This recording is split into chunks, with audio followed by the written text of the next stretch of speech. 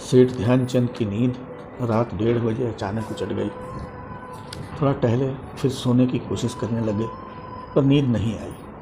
फिर चहलकदमी करने लगे। मन में आवाज़ आ रही थी कि कोई बुला सा रहा है, आओ वरना गड़बड़ हो जाएगी। सेठ जी अशांत मन को सुकून देने के लिए बाहर निकले, गाड़ी निकाली और मंदिर की तरफ चल पड़े। रात 2 बजे का समय।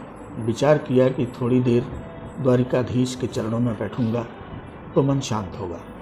वहाँ पहुंचकर थोड़ा ठिठक गए।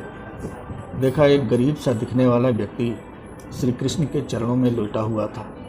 उसकी आंखों से आंसू बह रहे थे और मुख से कोई शब्द न निकल रहा था। वह विवल होकर एकटक कन्हैया को देखे जा रहा था। सेठ जी ने उससे पूछा, कौन हो भाई, बड़े परेशान लग रहे हो, इतनी रात यहाँ किस लिए आए हो? उस व्यक्ति ने रोते हुए कहा, सेठ जी, जब सब तरफ अंधकार हो तब इन्हीं की ज्योति का आसरा रह जाता है।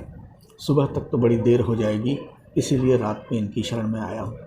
सेठ जी ने पूछा, पर क्यों देर हो जाएगी, क्या परेशानी है? भाई मुझे बताओ, शायद कुछ मदद कर सकूं।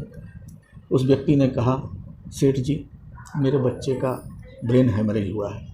उसे सरकारी अस्पताल ले गया था, पर वहाँ डॉक्टर ने जवाब दे दिया। फिर उसे नेमचंद अस्पताल ले गया, जहाँ डॉक्टर्स ने ऑपरेशन करने को कहा है और ऑपरेशन का खर्च 8 लाख बताया है, जो ऑपरेशन करने से पहले जमा करने को कहा है। मैं कन्हैया के पास आया हूँ और अब इनसे 2 ही विनती कर रहा हूँ, चाहे बच्चे को बचा लो या उसके साथ हमें भी मार दो। मैं गरीब दिहाड़ी आदमी हूँ, 8 लाख कहाँ से लाऊं?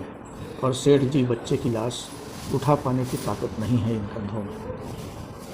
सेठ जी द्रवित हुए, बोले, भाई तुम परेशान मत हो, तुम्हारे बच्चे का इलाज होगा।